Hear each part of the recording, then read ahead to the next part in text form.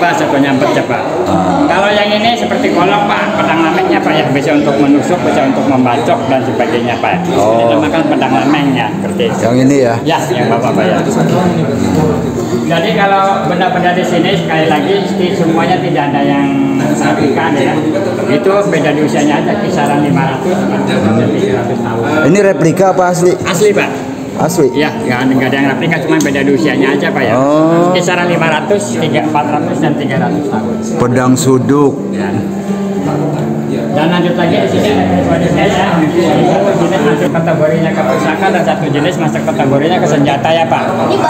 Terus di sini ada salah satu keris Bu dinamakan keris brojol ya. Keris brojol itu di zamannya bisa membantu persalinan dan apabila perempuan itu pas waktu bersalin ini Bu ya, itu mengalami kelainan atau susah ya Bu ya. Itu ada di atas tulisan keris brojol ini Bu ya. Ini Bu ya. Oh, untuk membantu proses kelahiran, melahirkan. Ya. Jadi caranya keris ini bukan untuk disesarin ya, tapi cukup direndamkan ke air, Bu. Airnya diminum. Nanti sambil dibacakan doa ya, Pak. Betul, Pak. Nanti sebagian airnya diminumkan dan sebagian diusap-usap di perut. Luar biasa, Masya Allah. Badik ini itu saya pertukaran Pak ya, cindera mata ya, Pak. Dari Sulawesi kalau Pak. Ya, Makassar. Ya, Makassar betul, Pak ya. Pertukaran senjata. Zamannya pada zamannya ya. Makanya tadi saya jelaskan Pak, benda-benda di sini semuanya asli semua Pak, cuma beda di usianya aja Pak ya. Kalau batik mungkin sudah agak zaman sekarangnya Pak ya, seperti itu ada ya. Karena itu logikanya dapat itu ya pertukaran senjata atau pertukaran benda-benda aja ya. Keris tebo, keris kebo teki. Ya. Tadi yang untuk proses melahirkan yang mana Pak? Ini Pak, di atas ini Pak, maaf ya Pak. Oh, yang di bawah badik? Ya, yang di bawah badik Pak. Oh, iya. Lanjut lagi, Bapak Ibu Ade, di sini ada jenis pedang dinamakan pedang sahabat Pak. Mungkin dipegang untuk para prajurit dan cara pakainya untuk menebas atau menyambat ya Pak ya. Iya. Gitu. Terus samping kirinya di sini ada koleksi dari Pangeran Cakrabuana, mungkin keris yang paling tua di sini ya Pak ya. Cakrabuana. Ya, Pak. Koleksi dari Pangeran Cakrabuana dan sebelahnya koleksi dari Sunan Gunung Jatinya ya Pak. Ini Galuh Pajajaran Pak. Ya, artinya masih zamannya Kerajaan Galuh dan Pajajaran ya Pak ya. Itu makanya Prabu Siliwangi ya. Ya, makanya saya tadi dijelaskan itu lebih tua Pak, karena memang masa kejayaan Galuh itu sekitar abad 7 sampai 10 ya Pak. Lebih dulu. Ya, lebih dulu, lebih awal ya Pak ya. Kalau masa kejayaan Pajajaran itu abad 12 ya Pak. Nah, kalau ini Pak, kujang Pak. Kujang itu kujang wayang Pak, yaitu pemberian dari ayahnya Sunan Gunung, ayahnya Pangeran Cakrabuana dari Prabu Siliwangi ya Pak ya. Prabu Siliwangi. Ya, makanya kan sini kan dari Galuh dan Pajajaran ya Pak ya. Kalau kujang dari Pajajaran ya Pak ya. Kan berarti dari kerajaan Pajajaran ini masih nyambung ke zaman Cirebon sejarah ini Pak, iya Pak. Cirebon ya. Jadi begini Bapak. Prabu Siliwangi menikah dengan Nyimas Sebang Larang Pak. Dikaruniai 3 putra. Ya. Yang pertama Prabu Walang Sungsang, kedua Nyimas Larasantang, ketiga Prabu Kian Santang. Ya. Itu yang istri dari Purwakarta. Nyimas Sebang Larang yang dari Kerawang ya Pak. Kerawang ya. Dari Sakuro ya. Ya, Sakuro. Terus dari ketiga putra Prabu Siliwangi itu yang dua ke Cirebon Pak. Memang lebih misinya mengacu ke agama ya Pak ya. Kalau yang satunya Kian Santangnya ke Garut Pak. Ya. Seperti itu. Nah, Pangeran Cakrabuana itu nama lahirnya itu Prabu Walang Sungsang Pak ya. Oh, nama lahirnya Prabu Walang Sungsang ini. Setelah itu nama, kalau orang-orang zaman dulu kan namanya lebih dari satu Pak ya. Banyak alias ya. Alias ya betul Pak ya. Jadi itu Pangeran Cakrabuana, Mbah Cirebon, setelah pergi Haji Abdullah Iman. Betul. Nama-nama yang lain Pak ya. Iya. Pak ya. Jadi sekali lagi Pak, mungkin ini masa kejayaan Galuh dan Pajajaran Pak ya. Iya. Dan beda lagi di sini koleksi dari Sunan Gunung Jatinya. Jadi kalau ini benda-benda ini milik Sunan Gunung Jatinya Pak ya. Kalau yang ini milik Sunan Gunung Jati dan Panembahan Girilaya. Panembahan Girilaya. Ya. Ini mungkin koper zaman dulu ya adik-adik. Jadi bangsawan zaman dulu itu kalau bepergian jarak jauh, barang bawanya di tempatannya pakainya peti ya. Peti. Kan belum ada ya. Jadi mungkin kalau namanya logikanya bangsawan ada, jadi pasti dia bawa pengawal ada ya. Ini untuk pakaian untuk gitu pakaian, dulu. Perhiasan. Ya. Jadi koper zaman dulu ya, ini pengganti kopernya ini pasti ya pakainya ya. Satu dari Cina dan satu dari Mesir Pak. Kalau yang dari Mesir dibawa oleh Sunan Gunung Jati dan ibunya.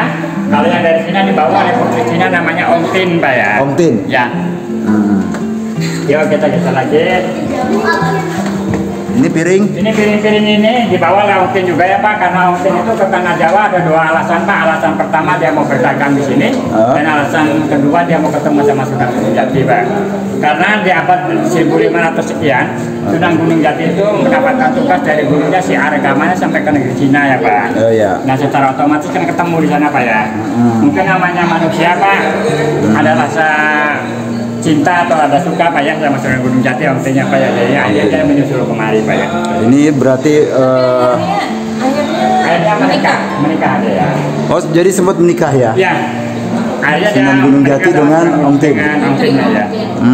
Mungkin kalau lebih lengkapnya gini ada Sunan Gunung Jati itu secara agama sampai ke Cina, tapi pas waktu dia di Cina itu sama sang kaisar Cina itu diuji dulu ada. Itu putri Ongtin itu dia tuh rekayasa ada, dia tuh tidak hamil, ngakunya hamil ada ya. Jadi ya mungkin ada mangkok seperti itu ada ya, ditaruh di perut terus dililit pakai kain, suruh ditepak. Jadi putri saya itu hamil apa enggak? Ya mungkin atas izin Allah ada ya, Sunan Gunung Jati mengandalkan saksiannya. Akhirnya itu Ongtin itu yang awalnya hamil rekayasa menjadi hamil beneran ada. Nah, ya betul Pak.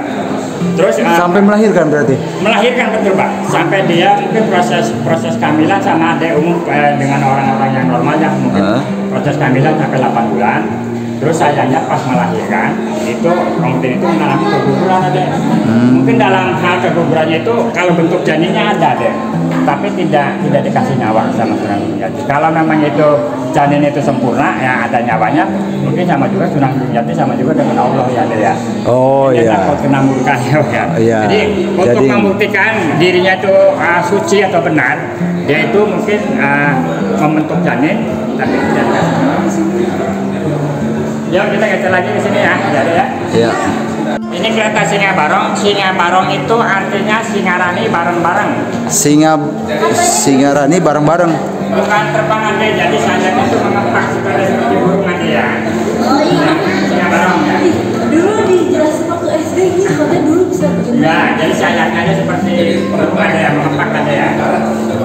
Dan kereta ini dibuatnya pada tahun 1549 Masehi ya. Tahun berapa Pak? 1549 Pak. 1549. Nah, dan kereta ini pun dipakainya dalam satu tahun sekali untuk acara kirap ya Pak ya.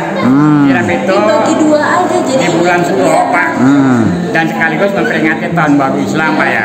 Iya, Dan kereta ini selalu ditaikin sama raja, terus ditariknya pakai 4 gerbong putih atau gerbong bule ya Pak. Mungkin kalau kata orang zaman sekarang si albino ya Pak ya. Iya. Ya Mas bawain.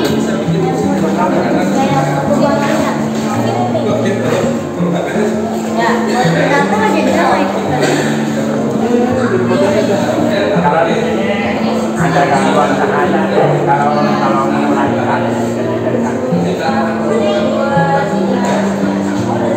ya, agak kurang saya.